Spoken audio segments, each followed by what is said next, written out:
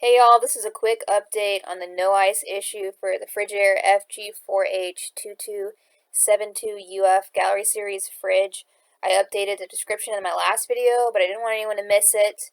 But I've been experimenting a little bit with the temperature of the fridge, and I have found that increasing the temperature of the fridge has eliminated the problem altogether, and I'm not needing to go back and manually defrost the ice maker.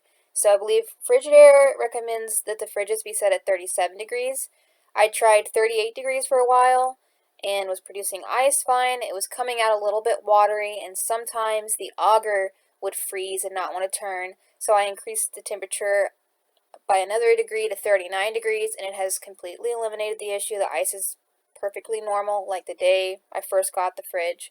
So if you're still experiencing your ice maker freezing up, try out increasing the fridge temp by 1 or 2 degrees and let me know in the comments if it works for you.